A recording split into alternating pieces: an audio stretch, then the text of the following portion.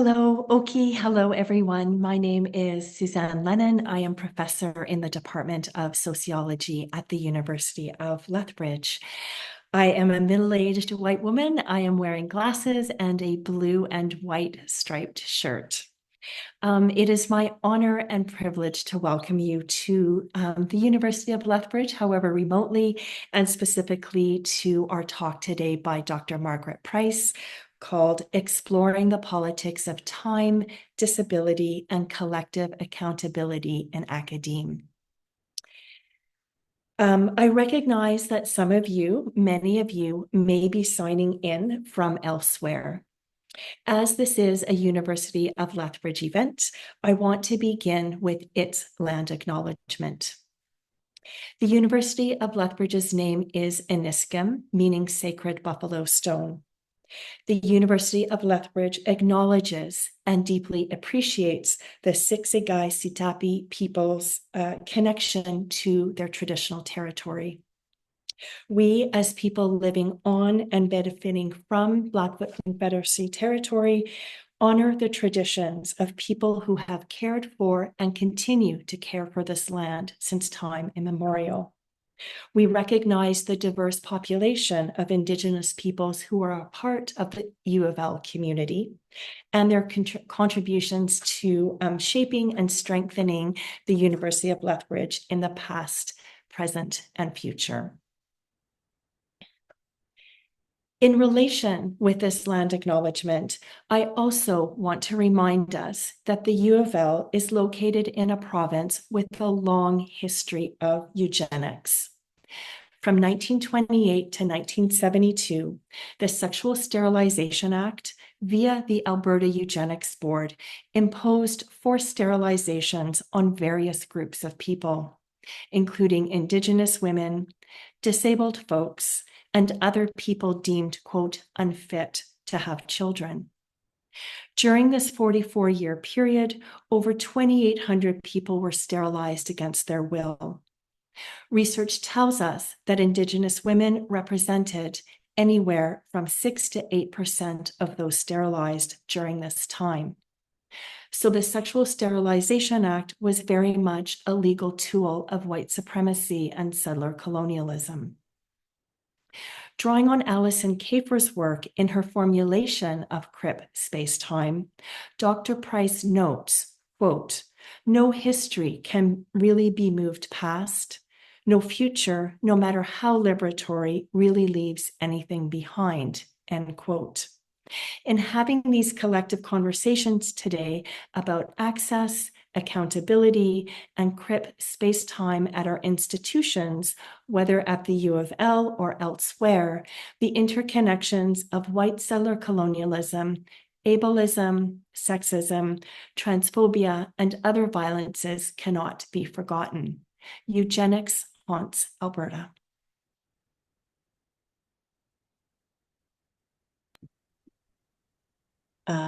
Thank you, Suzanne. Oki, hello. I'm going to introduce myself in one moment. Two things.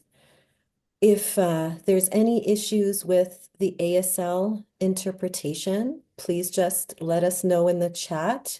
You can also try to pin the ASL interpreters yourselves.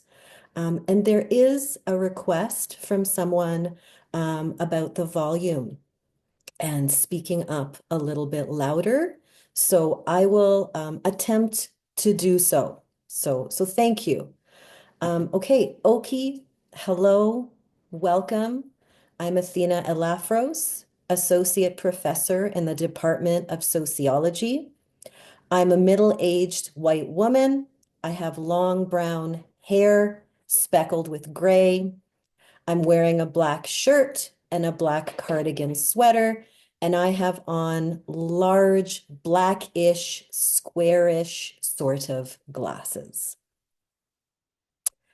We want to thank the following groups for providing funding for this event. The University of Lethbridge Office of the Provost, Office of the Vice Provost, Accessibility, Belonging, and Community, Faculty of Arts and Science, Department of Sociology, Prentice Institute for Global Population and Economy, the University of Lethbridge Faculty Association, and many thanks as well to the Canadian Sociological Association and the Sociology of Disability Research Cluster for sponsoring this event. Without the support of all these groups noted above, this webinar would not be possible.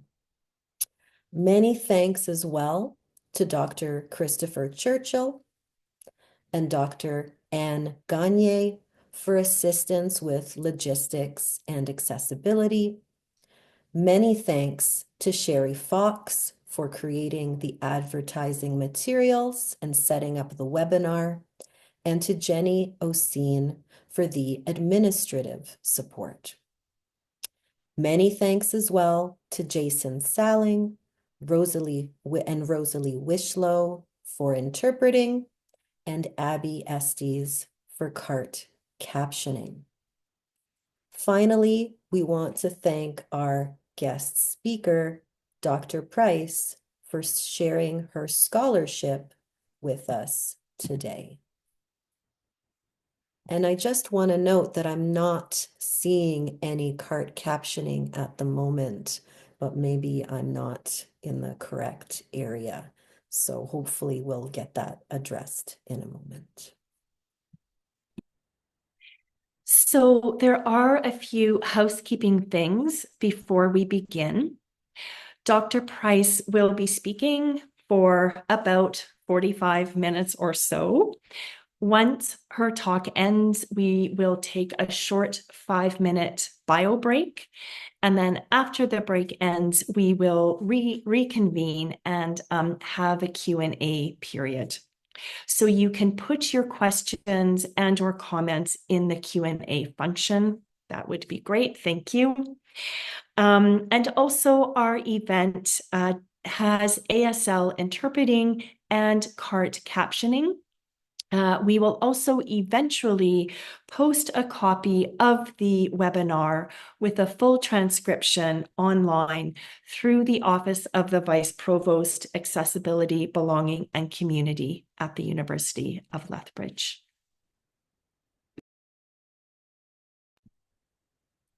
Okay, before I introduce our guest speaker, I'm sure everyone but me knows this. Just click on the captioning button and the cart captioning will appear. So thank you, Abby, for letting me know that information. So it is my honor and privilege to introduce our guest speaker today. Margaret Price is Associate Professor of English, Rhetoric, and Composition at The Ohio State University, where she also serves as Director of the Disability Studies Program, as well as the co-founder of the Transformative Access Project. She is the author of the award-winning books Crip Spacetime from Duke University Press, which is available open source, and I'm going to pop that link in the Q&A chat in a moment, as well as Mad at School from the University of Michigan Press. During spring 2022, she was in residence at the University of Gothenburg, Sweden, on a Fulbright grant to study universal design and collective access. Thank you so much for joining us, Margaret Price.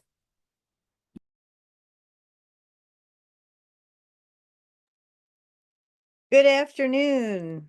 I'm so grateful to be here today. This is Margaret speaking now. I am a middle-aged genderqueer femme, which is signed like this. And I will be, as Athena said, I think I'll be speaking for about 45 minutes, and then we'll have hopefully lots of time to talk together. Um, a couple of things before I get started with kind of the body of the talk. First, I want to express my deep gratitude to Athena, Suzanne, Sherry, and all the other organizers of this event. I know there have been a lot of people and offices coming together to bring me, and it's really been a joy to witness the way that everyone has been practicing access together. In the interest of the messy practice of access, I will note that when I attempted to answer the question about where to access the captions, I accidentally replied only to the host and panelists. So someone might want to copy my comment and direct it to everyone on the webinar. The Zoom webinar format can be a little bit tricky if you're used to being in Zoom meetings. Um, I want to mention something about where I'm situated at this time. I am at my home, in my office. My dog Otis is behind me, curled up on his bed. He's a medium-sized black dog. And the land where I am now and where I do a lot of my work is the ancestral and contemporary territory of the indigenous people of this area. There are many different nations and peoples that come together here. They include the Shawnee, the Potawatomi, the Delaware, Miami, Seneca, Wyandotte, and Cherokee, among others. My aim is not to simply acknowledge the land where I'm living and working right now, but also to express positively that my hope is to be a good guest of these lands where I am a white settler. And to do this not only through access work, but also through active engagement with the American Indian Studies program at Ohio State, including the director, my friend, Alyssa Washuta. I'm going to start sharing my screen in just a moment. And as I do so, we can all take a moment to situate and make sure that we can perceive, see, or hear the things that we need to. So I'm starting the screen share.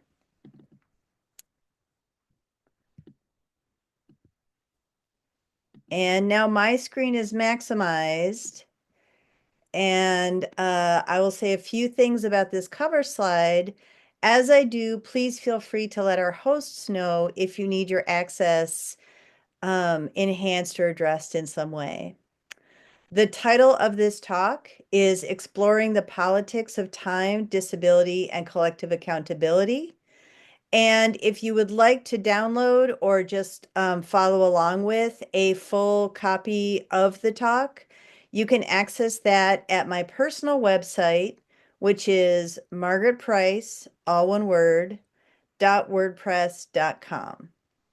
So to allow for the fingerspelling again, that's Margaret Price, all one word, .wordpress.com. And if you go to the presentations tab, that's where the full text of the talk can be found, right at the top of that page. On this slide is also one of my favorite memes. It shows a sort of repurposed comic of Batman and Robin, in which Batman is slapping Robin soundly across the face. Robin is saying, "My workload is unmanageable," and Batman, while slapping him, is saying, "Here's a well-being seminar." Now, since I can't see anyone on the Zoom at this time, I'm going to pause for just a moment and make sure we are all settled where we need to be, and I'll listen for one of the hosts to let me know if anything needs to be adjusted.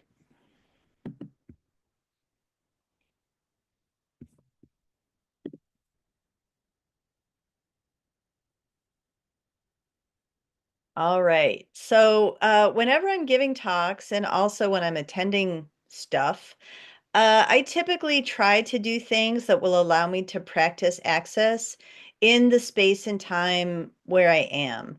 So, while I'm giving this talk today, you might perceive me doing things like drinking some water, periodically standing up, sitting down again. Um, if I had a panic attack, Otis would come over and intervene directly. It's unlikely I'll have a panic attack while giving a talk at home, but there's always a first time. And as I'm thinking about those access needs in this collective space, I want to encourage you to think about your own as well and about the collective access that we are making together. So this might include going out, coming in, assuming the best comfortable position you can at this time, recognizing that there is no such thing as a fully comfortable or fully safe place to be. You might also want to, if you have capacity, think about ways to practice access in community. For example, if you see a question or a need in the chat that you're able to respond to, that's a way that we can help together shape access as a practice. Now, going back to the image on the cover slide, this meme is one of probably dozens or maybe even hundreds that I've collected over the years. And the reason that I collect memes, pictures, photos, little testimonials is because I am preoccupied with trying to communicate what it feels like to be a disabled and minoritized worker in this particular time and place. By this time and place, I mean not just the literal time and place I'm inhabiting right now, but also global austerity, late capitalism, the general hell in a handbasket vibes that we are all not enjoying right now. So I grabbed this meme when I saw it appear because it made me feel seen as someone who works at a public university in the US and who is always trying to figure out my own access needs as I go along. In addition to trying to figure out my own access needs, I'm always trying to figure out what it means to advocate for others and to work collectively in the space times where we find ourselves. Now, as it turns out, the phenomenon that this meme is humorously illustrating is well known in disability studies. Tanya Tichkowski calls the experience being not quite in, and Gerald Goggin describes it by saying, "We got the toilets right. What more do you want?" This phenomenon, this experience of being not quite in, is at the heart of what I'm talking about today. Because access doesn't live only in the written lines of policy. It doesn't live only in physical structures that we can identify fairly readily, such as ramps. It also lives in the gaps and the hiccups of lived experience. It lives in the moments when we say things to each other like, I don't know who would take care of that. Or, I'm sorry, that's really not my job.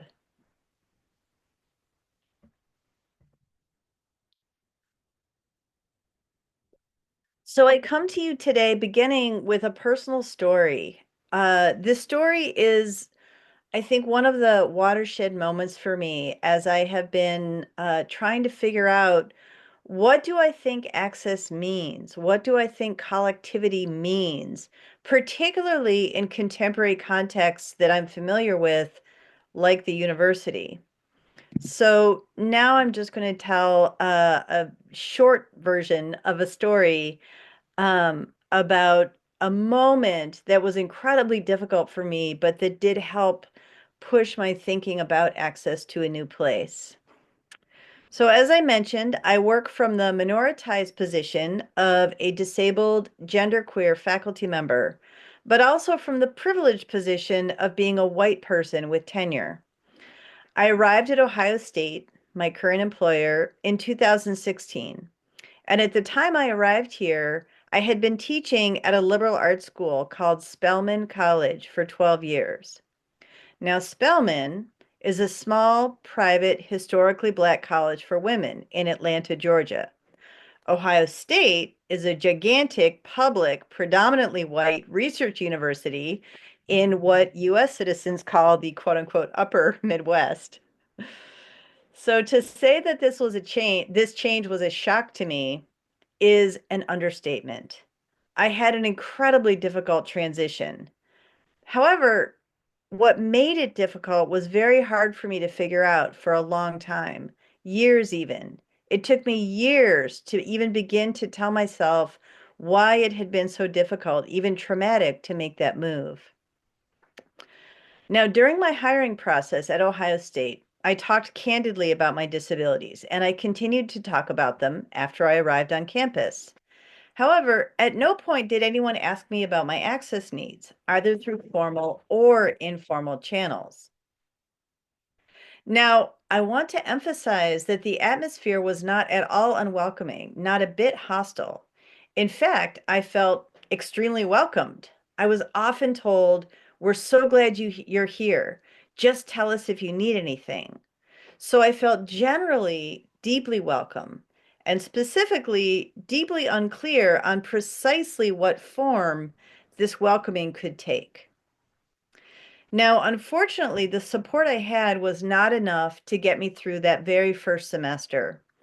I was attempting to navigate dozens of doctor's appointments with new caregivers. I was trying to figure out Ohio State's healthcare infrastructure, and I was trying to manage my own decreasing debilitation brought about both by the stress of all the doctor's appointments, the new infrastructures, etc., but also by the sheer physical strain of moving house. 4 months after my arrival in Columbus, Ohio, one of my doctors, who I had come in to see for just a regular visit, a walk-in visit, she sent me to the emergency room in an ambulance. I spent several days in the hospital. No one could quite tell what had caused the terrible crash in my health and the life-threatening series of efforts to pull me out of it. No one could tell quite what had caused this. Finally, I was prescribed some more meds. I was pronounced well enough, and I was sent home. Now, I still had not figured out at this point what was going on, what access barriers I was facing, or even if what I was experiencing was a question of what I would have thought of at that time as quote unquote access. So, about 2 weeks after I was discharged from the hospital, I went to see the Americans with Disabilities Act coordinator at Ohio State. His name is Scott Lissner, Lissner. Now, as it happens, Scott is the person who is supposed to manage employee accommodations at Ohio State. He handles the accommodations for all faculty and staff. At the time, I didn't know that. I was going to see him in my capacity as the Director of Disability Studies. However, we did not have an official meeting about disability studies that day because I sat down in his office and Scott said, in his usual kind way, "How are you?" To my complete surprise, I burst into tears. I don't remember exactly what I said, but it was something like, "I don't know what I'm doing. I can't survive here. I can't do my job." Now, Scott is not only such a kind person that he immediately just sort of threw our meeting agenda out the window and began addressing my needs. By sheer luck, it happened that I was in the right place to speak to the person who could put accommodations in place for me. And that's what we began arranging right then and there. So the story, in a way, has a happy ending. By the combination of luck and privilege, I landed in the place where I could get help. And I landed in front of a person who could say, "I will help you define what help looks like in this particular circumstance." but it was a kind of skin of my teeth encounter. It was a kind of hair's breadth arrival or a slow disaster when I moved to Ohio State. And it really took me some time to unpack why it had unfolded in the way that it did and what all that had to do with access and collectivity.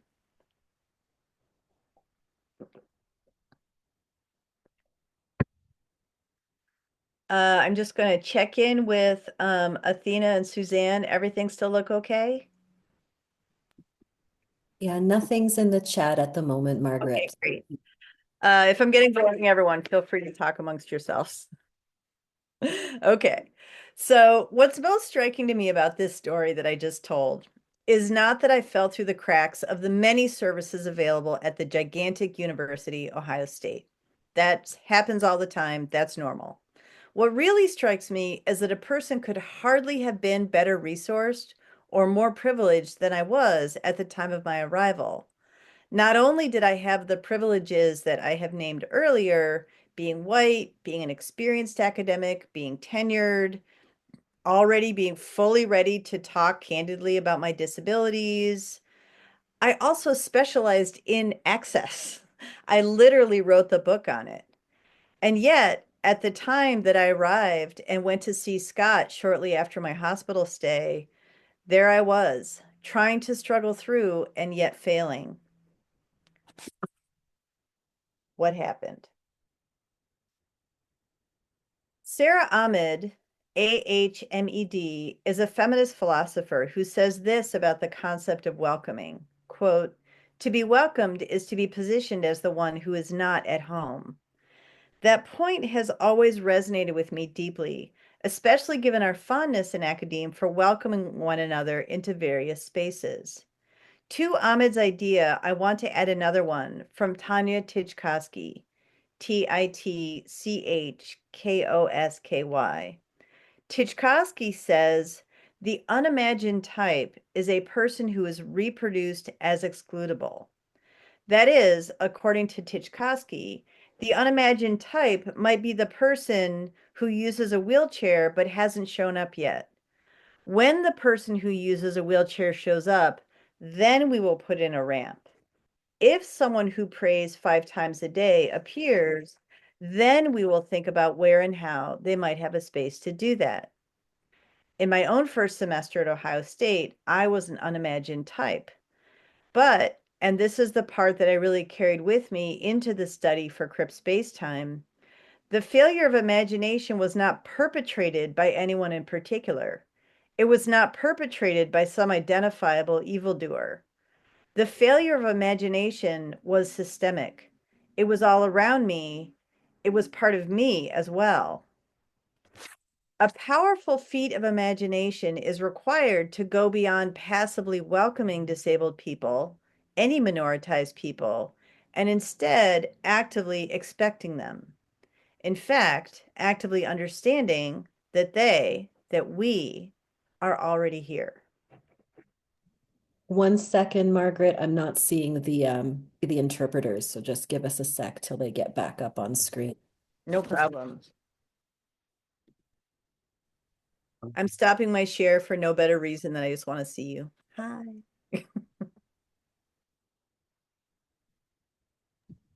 Okay, I think we're all set and in a better way here, so please continue. All right, perfect. I'm going to share my screen again.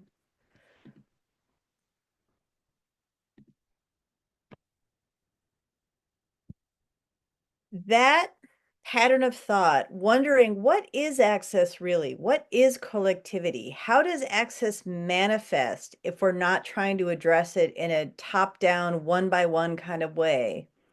That series of questions is what led eventually to the disabled academic study. So now I'm going to talk a little bit about the disabled academic study and the book that eventually flowed from it, Crip Spacetime. On the slide that I have up right now is the cover of the book Crip Spacetime. It has the book's title, which is Crip Spacetime, Access, Failure, and Accountability in Academic Life. And the image, which is one that I took myself at a small college in the US, shows a small green access sign with a white stencil of a person in a wheelchair on the sign, and an arrow on the sign pointing somewhere away with the word entrance. This access sign is actually embedded in a huge bank of shrubbery. And in the far background are buildings that seem recognizable of an academic campus, or perhaps some other kind of institution. They're tall, gray brick buildings with somewhat ominous dark windows. The Disabled Academic Study was launched in 2012. And when we started it, it was a collaborative effort between me and 3 other people. Between us, we represented rehabilitation psychology, rhetoric, and disability studies. We started with a large anonymous survey, which ultimately yielded 267 responses. And then, to our surprise and excitement, over 100 people volunteered for interviews. Now, since we were managing all the interviews accessibly, both interviewers, including myself, were disabled, and everyone we interviewed was also disabled, and we didn't have a lot of funding for the study. The interviews proceeded quite slowly over a period of years, and ultimately we were able to complete 38 interviews. In order to ensure that our methods were accessible for all of us, the interviews took place in a wide variety of modes, including video conference, telephone, instant message chat, and email. Forget if I said face-to-face in person, but that was one. And some of the languages that we used included American Sign Language, English, and a mix. Our interviewees identified with a wide range of disabilities, including sensory, physical, and mental disabilities, including chronic illnesses. And as you probably can guess, if you've done qualitative research before, given all this variation, our sampling approach was one that is called maximum variation, sometimes referred to as diversity sampling. The idea behind maximum variation sampling is to try to interview or work with people whose experience is not typical or not so-called part of the quote unquote representative group. So one of the goals of representative sampling is to get a typical or representative sample so that you can say something about a population or a group as a whole. The purpose with maximum variation sampling is basically to ask who's at the edges of that representative curve or that representative group, whose experience might not be paid enough attention to, might be thrown out of a statistical sample. How can those so-called outlier experiences help us see situations differently or perhaps ask better questions in our future research? Now, I spent years analyzing this huge amount of data, and along the way, I noticed something that eventually became a major finding of the study. Namely, disabled academics often seem to inhabit an actual different reality than their non-disabled colleagues. Or, to put it a bit less dramatically, a disabled academic's everyday life and choices might be extraordinarily difficult to understand or make sense of from a non-disabled point of view. So interviewees struggled to explain, even to themselves, the nature of the barriers they faced. They grappled with common sense questions like, why don't you just explain the problem? Or why don't you just ask for help? As well as the ever popular, why are you so angry? Barriers seemed not just hidden or invisible, but somehow deeply obscure, baffling to us all, because their impact was deep and complicated, going far beyond the simple need to install a ramp or extend time for a task. By the way, when I say simple, I don't mean simple in execution. Anyone who's tried to get a ramp installed knows that that's usually not particularly simple. Rather, I mean conceptually simple. The theme that I was noticing across all these interviews is that people were having trouble even saying what the barrier was or what the accommodation to fit that barrier might be. And that different reality, that sense of an obscure experience, an obscure set of needs, is what I came to call Crip Spacetime.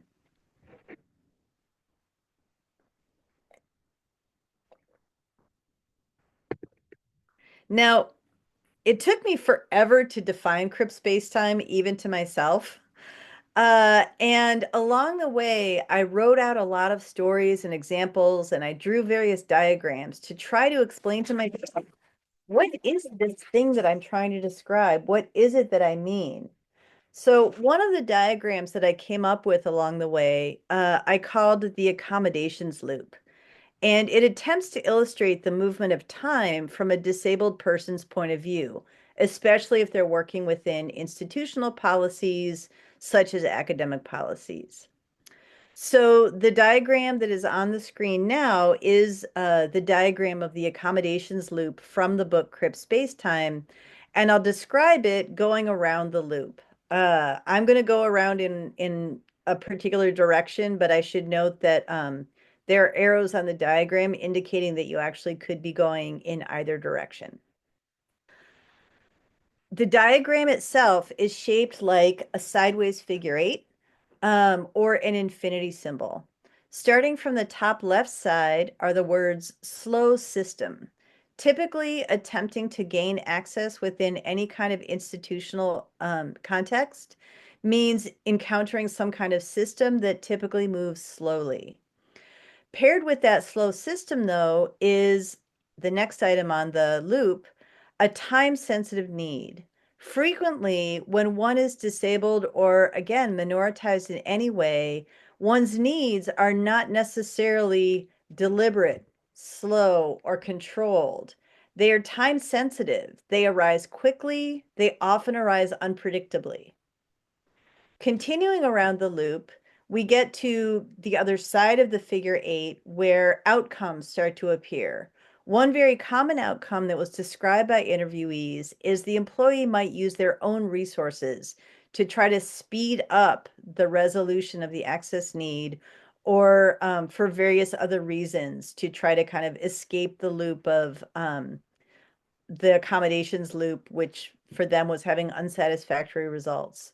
So employees described self-sponsoring their own accommodations in all kinds of ways, buying equipment, paying for their own assistance, sometimes bringing a spouse to academic gatherings or conferences because the spouse was actually better at assisting than any hireable assistant, not to mention cheaper. Uh, and often resources that employees used themselves or self-sponsored weren't even as boundaried as something like a piece of equipment or an assistant. Sometimes employees just invested hundreds and hundreds of hours of additional time in order to achieve a particular kind of access or a particular part of their job that they needed to achieve. Now, continuing around the loop, this of course has a tremendous emotional cost. And one of the themes that I coded for very often, and actually with a number of subcodes, was the many different emotional ramifications of attempting to self-accommodate or work within the accommodations loop.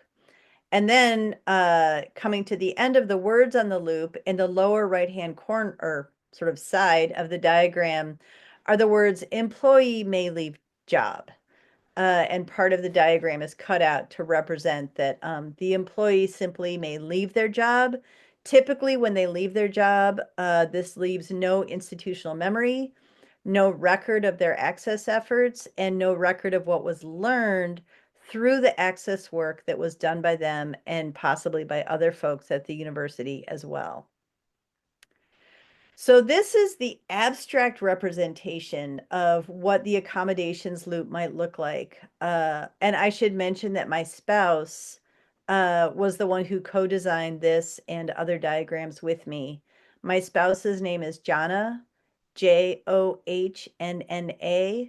Keller, Keller.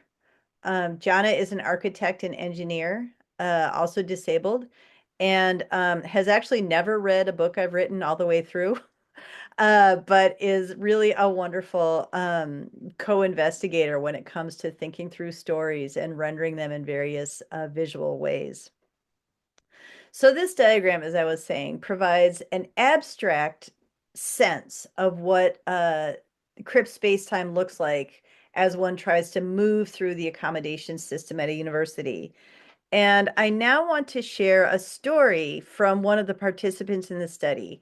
And this story is meant to enflesh, quoting Stuart Hall, so to speak, what it actually might feel like and look like when a particular person is traversing this loop. So the participant whose story I'm going to share with you has the pseudonym Jackie, which she chose herself. Her pseudonym is spelled Jacky.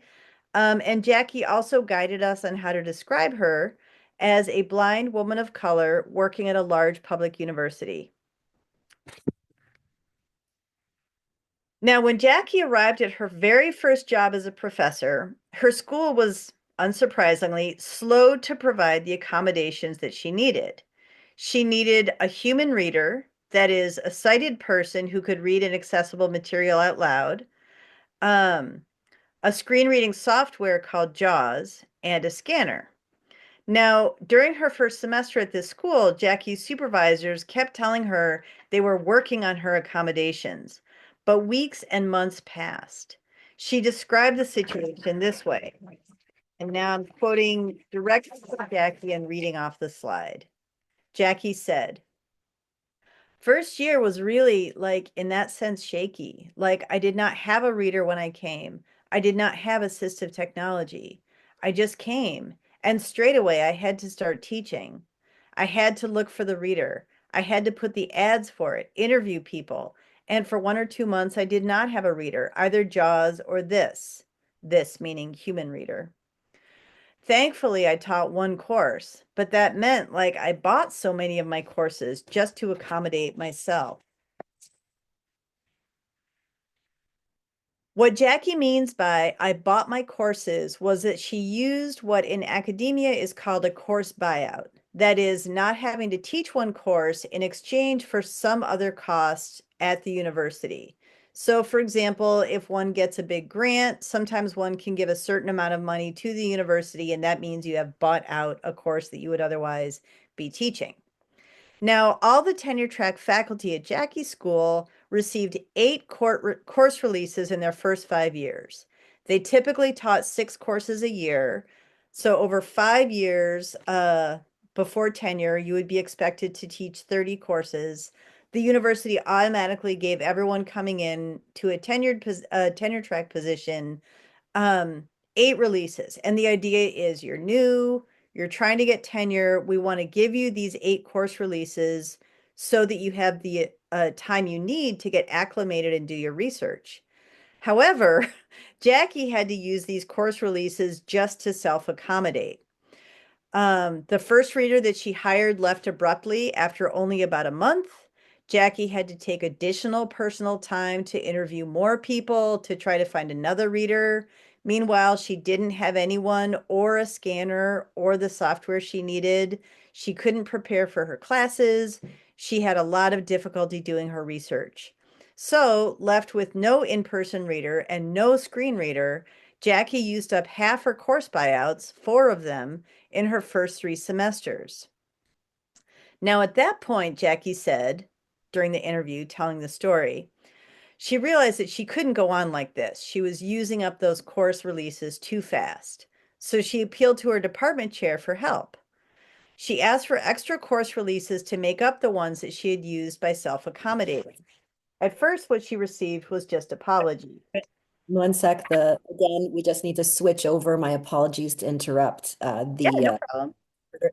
The interpreter is back. Thank you. So at this point, I'm quoting directly from Jackie again, and we've gotten to the place where she's just burning through her course buyouts really fast. And the first thing she's realizing when she points out this, the first thing she receives when she points out that this is a big problem is just a lot of apologies. Quoting Jackie directly. "My chair knew, everybody knew that accommodations got delayed and all that. And they kept apologizing. Oh, we're so sorry about it. We're so sorry about it. I said, wait, like, sorry does not solve anything. I am literally, halfway through with my course releases and it's only my second year. Chuckling, Jackie added, then the whole bargaining started. End quote. Jackie's story shifts at this point to a series of exhausting and sometimes insulting discussions about what accommodations would be adequate. So in this part of the accommodations loop, the disabled employee is often asked to prove that they're disabled or give some proof of how badly they actually need the requested accommodation. This is a question of time in a different way. How much is the loss of time actually affecting the employee? And by effect, the counterbargainer does not mean how much pain is it costing you or how many private resources are you spending. Typically, the question, what is it costing you, means how much is it affecting your productivity? So Jackie recounted the extensive conversations that took place during her second year regarding the need for these accommodations in a timely manner and the need for them to be particular accommodations, not substitutions. For example, not a crappy scanner. Quoting Jackie directly. So back and forth between the dean and the provost and dean and and they were like, the second year was full of all this drama, and I was not in any of those meetings. But I got to hear a lot of nasty things from the provost and like from the administration. Like, first of all, they said, like, I'm being too needy and demanding. At this point, as interviewer, I said, really? Jackie responded, yeah, too demanding. They were like, her needs never get over. Like, she wanted a scanner, $1,700 scanner. We got it. She wanted the second reader. She got it. Now she wants course releases. She doesn't want to teach. Interestingly, Jackie was not called needy or demanding to her face.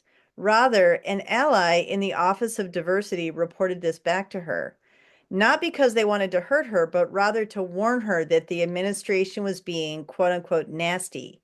Therefore, they would have to advocate more forcefully. As she told this story, Jackie said that this whole process not only delayed her work even further, but it carried significant emotional cost. She said, I was in tears. I was in tears. And while she was telling the story, she cried again, and I cried along with her. Now, at this point, Jackie's administration finally began to discuss granting the course releases, or rather giving them back, but they insisted that they be awarded on the basis of low productivity rather than actually saying they were an accommodation. This introduced a temporal paradox into the loop.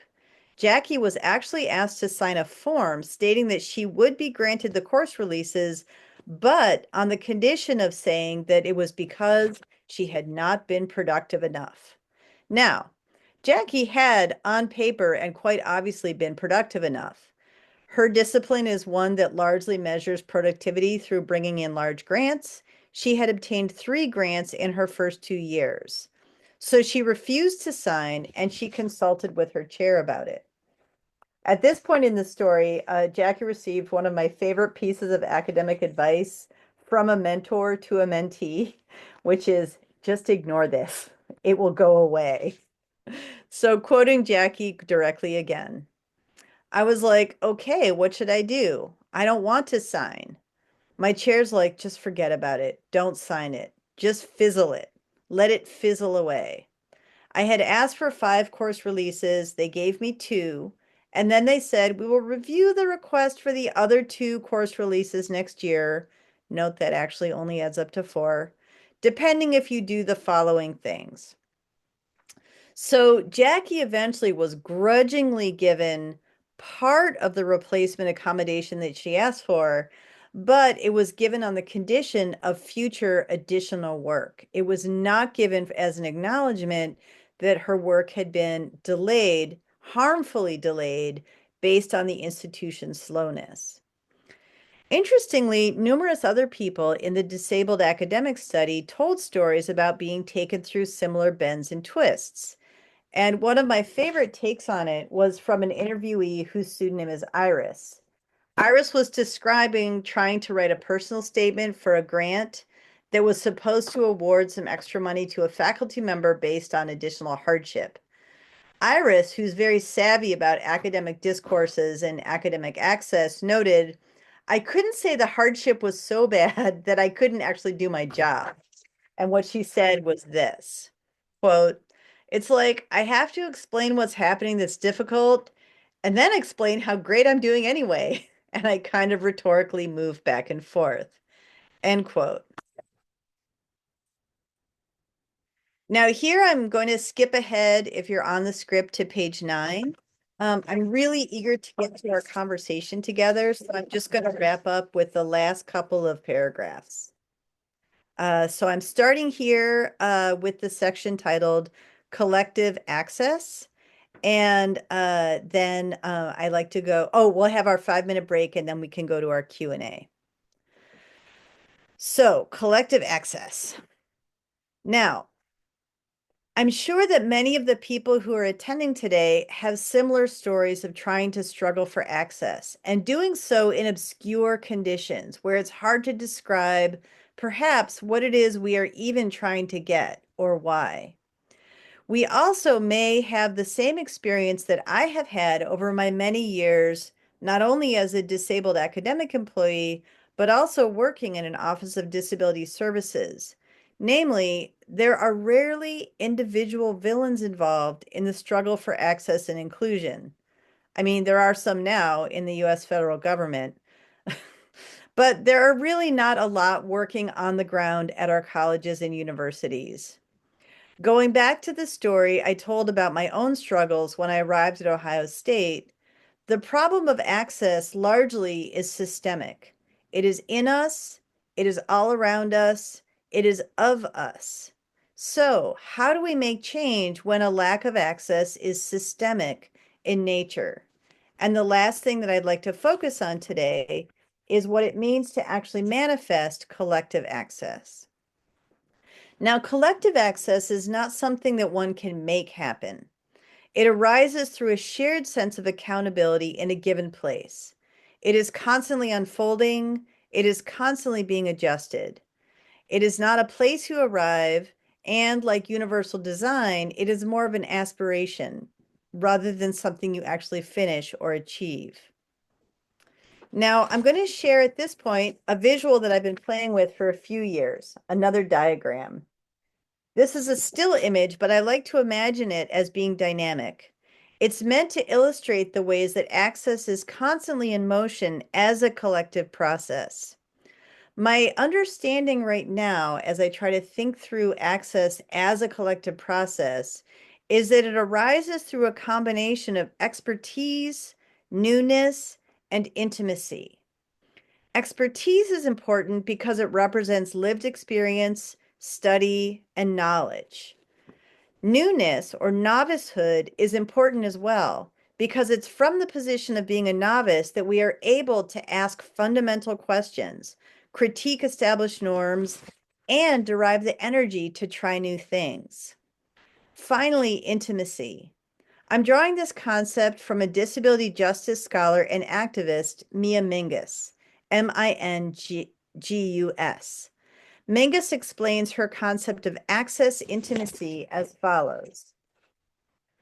Access intimacy is that elusive, hard to describe feeling when someone else gets your access needs. The kind of eerie comfort that your disabled self feels with someone on a purely access level. Sometimes it can happen with complete strangers, disabled or not, or sometimes it can be built over years. It could also be the way your body relaxes and opens up with someone when all your access needs are being met. Now, an interesting thing to me about access intimacy and access in general is that they're not single issue phenomena. That is, you don't need to be disabled to have felt this. It's simply the experience of being gotten, met, and recognized at an intuitive level. Sometimes that intuition is born of long experience and friendship, or sometimes it just occurs spontaneously. Creating a collective and relational sense of access requires slowness. It requires relations, conversations, and sitting together with questions that may seem unanswerable. Hell, maybe the questions are unanswerable. The experience of grappling with them together is also part of the process of access. Now, you at the University of Lethbridge, everyone who's attending today, I know that you have already started these conversations because almost by definition, all of us have started these conversations just through our own process of living. We can continue during our discussion today, but I also want to ask everyone to use what we talk about today as a starting point for continuing further. Access is an ongoing project, and it is all our work. Thank you for your time today.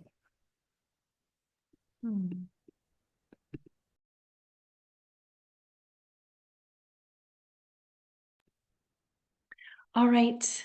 Welcome back, everyone. I'm so glad that you're here. And thank you again, Margaret.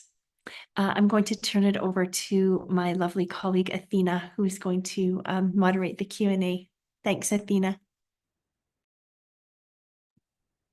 Okay, hello again. Thank you everyone for being here. Margaret, if it's all right with you, I'm just going to read a few of the comments in the webinar chat that have been shared with us, but not everyone can access them. So Margaret's book is one of my all-time favorites, so deeply validating for neurodivergent folks.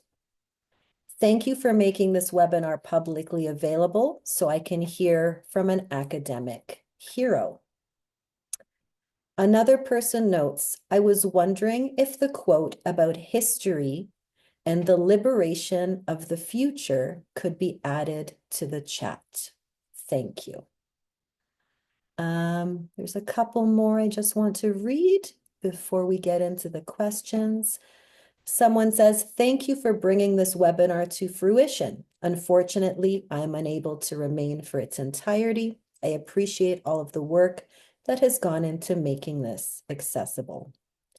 I was excited to hear and see Margaret's presentation. Sadly, I have to move on to other commitments.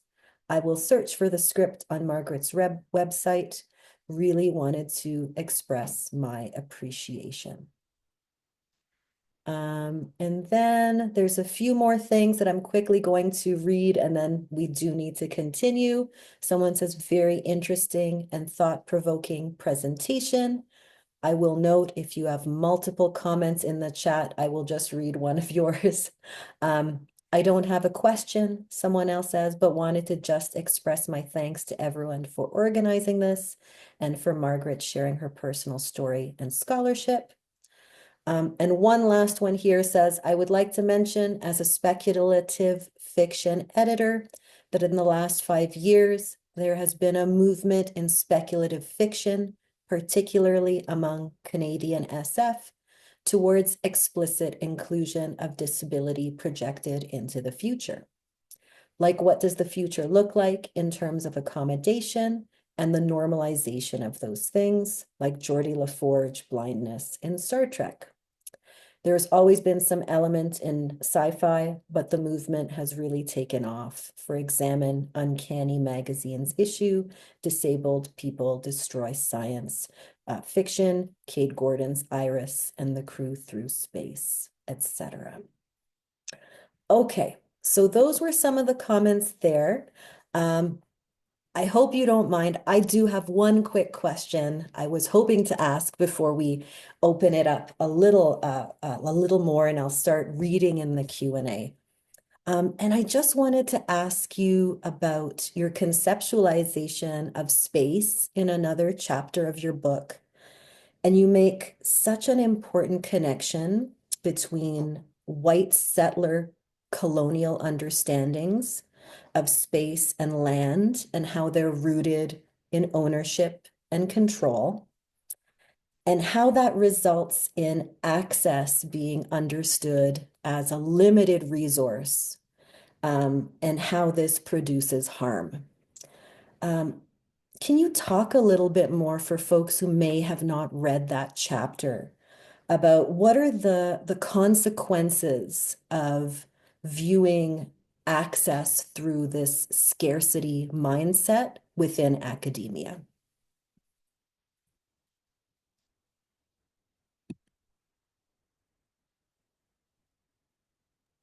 Sorry, I got excited and I was recommending work on speculative fiction and disability studies in the chat.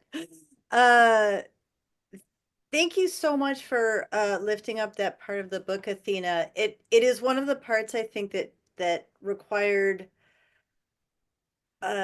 just a lot of slowness and listening from me. It became evident to me quite early in the process of trying to conceptualize Crip Spacetime that it was going to be built on a theoretical framework of Black feminist thought, various indigenous epistemologies. And I should mention that I mean not that indigenous epistemology is a single thing or a monolith, but uh is governed and informed by many different strands of thought. So the epistemology that I was focusing on the most in the argument about ownership and harm was specifically from Anishinaabe. And actually I'm going to spell that, but I have to write it down before I can spell it. So the Anishinaabe are some of the scholars that I was working with most closely when I thought of that theory, and that's spelled Anishinaabeek,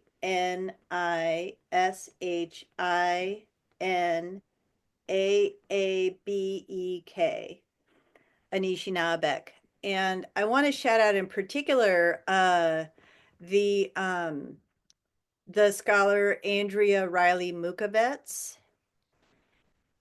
and her last name is Mukvetz. It's really Andrea's work that caused me to pause and say, wait a minute, I'm going to go beyond just theorizing space and time as entangled, and I'm going to go beyond thinking of space, time, and land as entangled. And I'm going to add into that thinking power, ownership, and harm. So when someone says they own a space in the common sort of settler imagining of what would happen with a piece of land, it would be owned by someone or some group or some entity. That is not just something that potentially can cause harm. The way that this theory plays out, as described in Crip Spacetime, it inevitably causes harm. It is not possible to have an instance of ownership of space, land, and sort of theorizing Crip Spacetime, space and time are kind of the same thing, or rather, inevitably together. It's not possible to try to own or govern those without also having harm as part of the outcome. Now, harm is not always something we can avoid. We can't just sort of say, oh, we want to have a harm-free environment, or, sort of like some kind of like friction-free experience of access. That's not going to happen.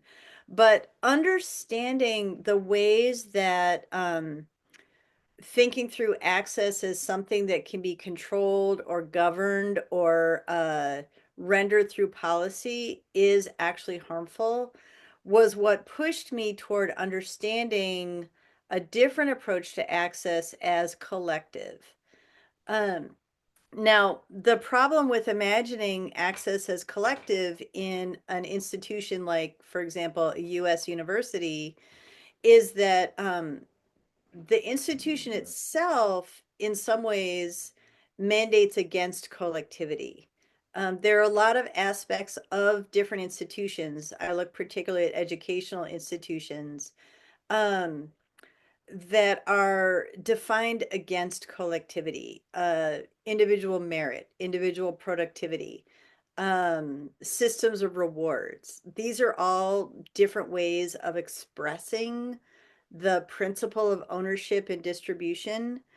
And I don't have any good answers for what it would mean to practice more collectively in university spaces. I have a lot of examples at smaller scales, but what it would mean to actually manifest a more collective approach to access at larger scales in educational institutions is something that I'm working on in my next project.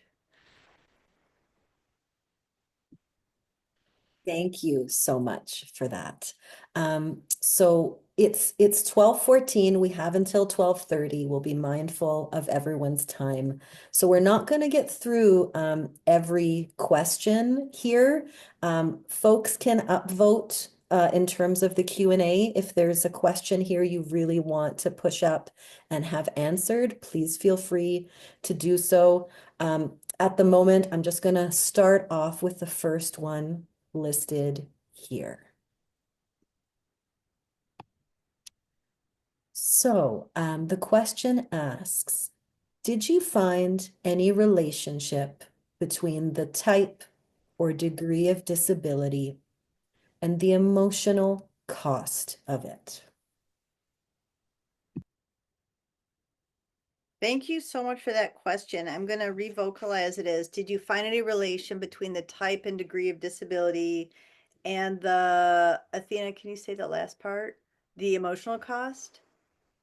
Thank you. That question was so on my mind while I was working. In part because I have a wide variety of disabilities.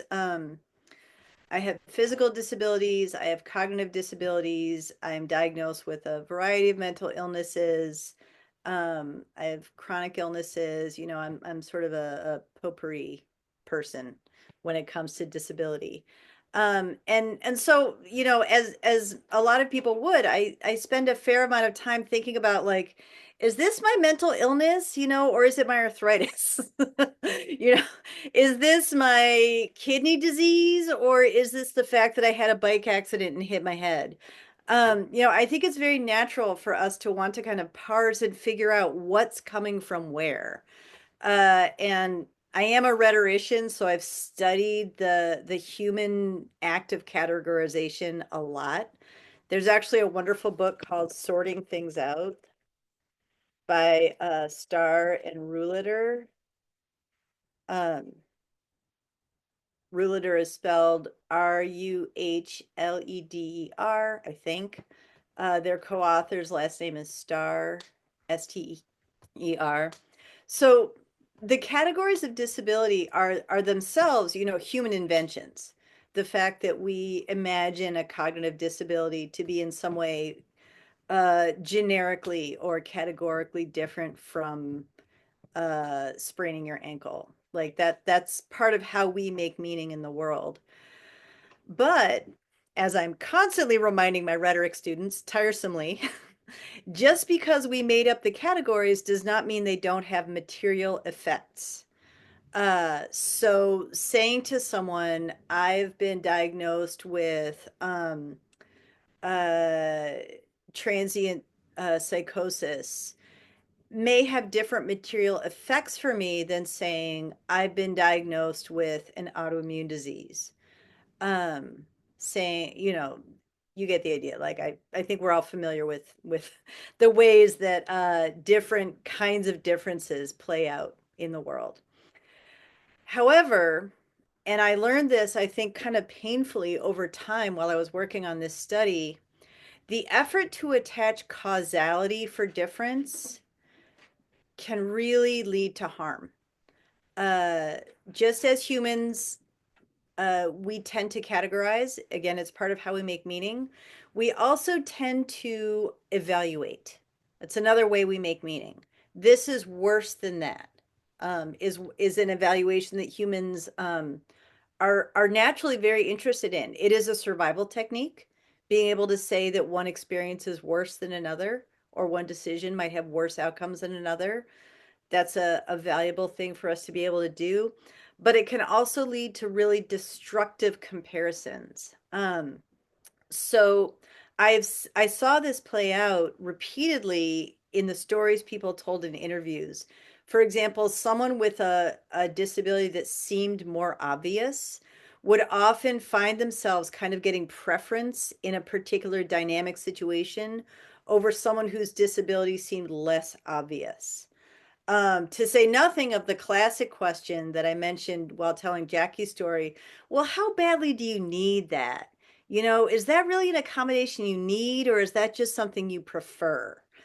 Um, so there are just all kinds of really damaging pitfalls that can arise when we start comparing the effects or the outcomes of disability and access, differences between different kinds of disability and access. Uh, this is actually one of the things that really pushed me toward wanting to think about access as an ever evolving and relational process. Categorizing the kinds of access we can have, or how dire one's needs are. Not that that's what the questioner asked, that's just where this is going in my mind.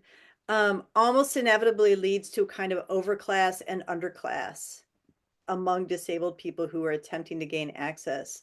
And Logan Smilges, a good friend of mine at the University of British Columbia, has coined a really interesting term for this that I'm putting in the chat. They call it access friction. So I find it useful to think about these sort of worse, better, different, same comparisons as being a source of friction, sometimes destructive friction, sometimes energetic friction.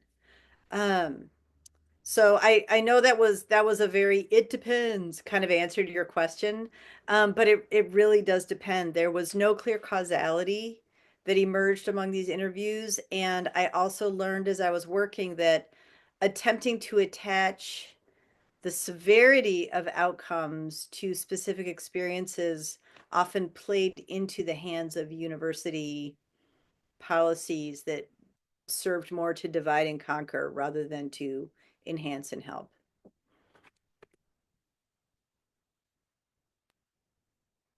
Thank you so much. There's another question here that I'm going to paraphrase just a little bit. A person has a question here around terminology, and there being two campuses at the same university who use very different terms in terms of giving access to those with disability. And the two different terminologies that are used are Disability Resource Center and Center or Center for Accessibility. And this person asks if one of those is more appropriate than the other. That's another great question. And that comes up all the time in institutional context generally, maybe especially in educational institutions, how things are named and what are the implications of how things are named. I should say right off the bat that I don't have a good answer for which is better between Disability Resource Center or Center for Accessibility, because that kind of distinction is so dependent on local context. I do have a concrete piece of advice, which is if those two potential names haven't been polled with the people who are going to need to use and recognize the office, I would definitely recommend attempting to consult with those audiences as much as possible, not just once in a single needs assessment, but iteratively. Uh, I've encountered all kinds of office names in my sort of traveling around and doing talks. Offices of accessibility, offices of disability services, offices of disability resources. Um, and as with a lot of access efforts in universities, I think these are always well-intentioned efforts, but sometimes they have the unintended outcome of making disabled people feel like they have to be identified with a euphemism or kind of hidden. You also have the very practical problem of you want your users to be able to find your office Like, I did not know at Ohio State that the Office of the Americans with Disabilities Coordinator was the faculty access office. That was new information to me. Um, and I will affirm, I think what your question implies, that the choice of naming is rarely casual or neutral. Not only for the people trying to come up with a good name for an office or a program or a whatever, but for the people who are using that office or program or who are enrolled in it, who are inhabiting it.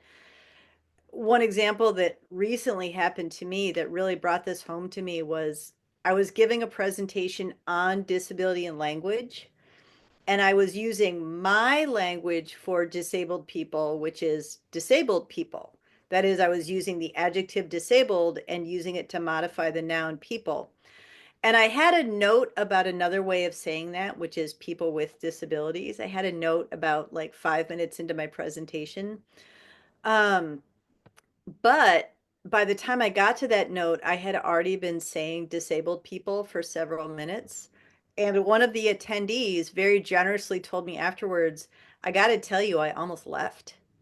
Like, you took too long to get to the note about the fact that some people find the word disabled very offensive. And I thought, oh, that's that's a really helpful note. Like, I acknowledge that there are other ways to use language than the way that I do, but I took a while to get there, which sort of added another dimension for me into just how sensitive those questions can be. Thank you. We've got 5 minutes left, and I forgot about the upvoting, but Chris reminded me there is a question here that has been highly upvoted from a student. I shan't say who the student is.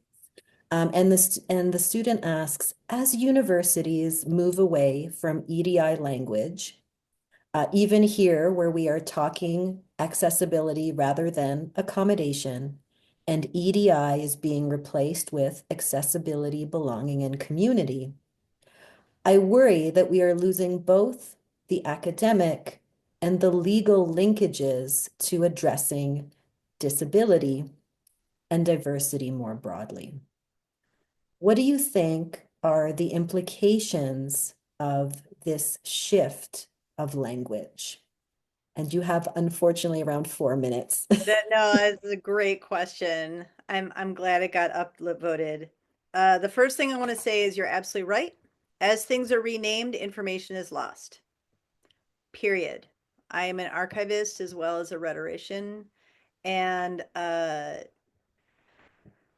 it feels especially urgent and painful to say this in this particular moment. I am a United States citizen. I am currently in Ohio, known in the US as a red state, a conservative state, mostly Republican voting. And people at my university, including myself, are actively fighting against bills that are attempting to outlaw even our ability to say the word diversity in our classrooms, let alone attempt to teach something like critical race theory. So you're absolutely right to highlight that the use of one word as opposed to another can be a colonialist project, can be a destructive effort. So first of all, that's what I think of that. I think it sucks when it's done that way. I also think that there is a lot to be said for preserving what has been. I'm a great believer in keeping things on paper. I'm a great believer in archiving and curation, supporting libraries, supporting collections. And even if we have a persistent language, a persistent name for something that we habitually use, like that's the Office of Accessibility, I really believe in keeping histories alive. So part of academic time and part of my preoccupation with academic time is not only with present situations of, for example, delays, it's also questions like hauntings, words and people and efforts that have preceded us and that we want to remember, that we must keep, and the efforts that we can make in the literal present at this time to preserve our own efforts and our own knowledges for the future. It's an incredibly important project. And if there are certain words, speaking just for myself now, if there are certain words that I am not allowed to say, I will continue to print them out. I will continue to keep my files. I will continue to say them in any context I am allowed to say them without losing my job. And I will continue to remember that there are many ways to say things, that the quest to find the one best way to say things is often a reductive project, a colonizing project. We must say things in many ways, and that does take more time. It takes more effort. Sometimes it takes more paper. And we will continue to save and curate those knowledges. Thank you again.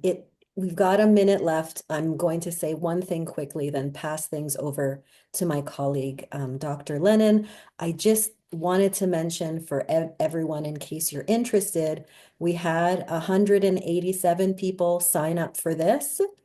And at the highest point or the zenith, there were 104 people logged on. So I'll pass things over now to Suzanne. So I want to thank all of you who were in attendance, and that includes thanking the people who have had to leave, and particularly to you, Margaret. Just thank you so much for this, the generosity of your time, your scholarship, your labor, your love, your commitment. I'm leaving with a full heart and a lot to think about. And I think, the way that you ended your talk talking about the collective and relationality, particularly within, Crip Spacetime in universities, but is also, I think, an ethos, an approach, an orientation that I take as a call just to approach this world, this moment, this historical moment that we're living in right now. So thank you very much for sharing and being here with us. Yeah. Thank you all so much. And thank you, organizers and folks who are supporting. I know how much labor goes into an event like this, and I am so grateful. And thank you to everyone who's attending. What an amazing conversation. Yeah. Thank you. Yes.